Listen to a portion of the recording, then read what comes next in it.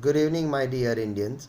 As we all know that violence against Christians in India is on a rise, especially in the past few years where Christian priests and nuns have come under attack and face humiliation. For example, the breaking of churches and crosses. Let me show you this. Here we can clearly see how the statue of Jesus Christ is desecrated. And here more than 100-year-old cross is being broken by the BMC under police protection. Another thing what we can see is this, the graph, where you can clearly see the number of incidents in the first half of the years 2016 and 2017 against Catholics. The blue one depicts 2016, the orange one 2017. We can clearly see that the number of atrocities against the Catholics has doubled. Now I will show you how some of our leaders, particularly our respected Prime Minister, has openly lied and said that he does not know about anything, which we can see in this video. Let me play it for you. मैं sir से जानना चाहती हूँ कि यदि sir की सरकार बनती है तो जो क्रिश्चियन भाई हैं हमारे, क्या उनको ये विश्वास दिला सकते हैं कि उनके चर्च तोड़े नहीं जाएंगे? ऐसा तो कभी हुआ नहीं, कभी सुना नहीं हमने। जलाए नहीं जाएंगे sir? This is lying at its best, professional lies. ऐसा न सुना है न कभी हमने नहीं, वो एक आश्वासन।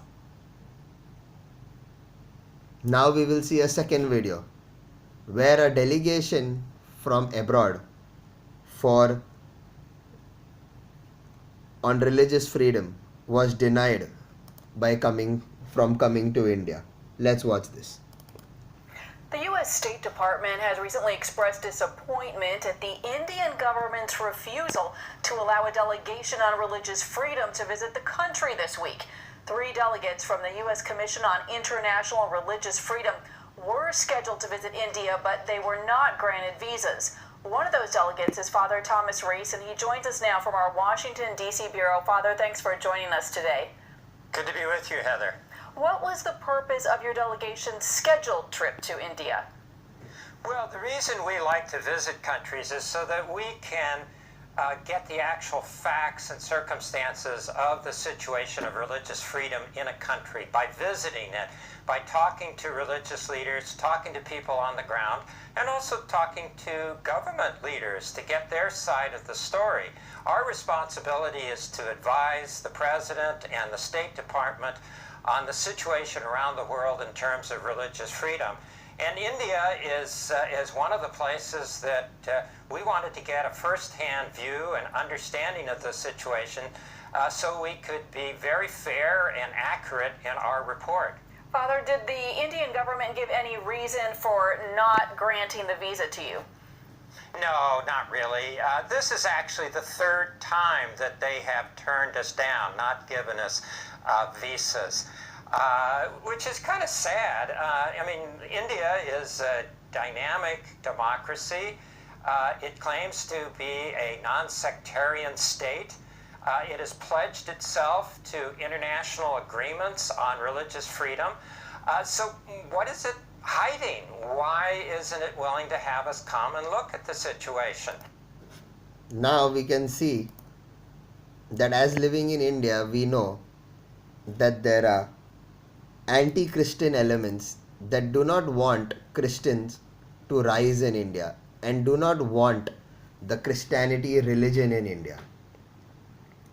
That is why I have made this video to bring to your notice, especially my dear Christians, that in these coming elections, we have to make sure that we do not vote for a party that is non-secular, but we should vote for a party like the Congress party, which is a secular party. I would like to also tell you all this, that if ever Catholics face problems, it is you all who should gather in numbers and go and register a police case or fight the cases in court. Nobody will fight our cases for us. We have to fight them on our own.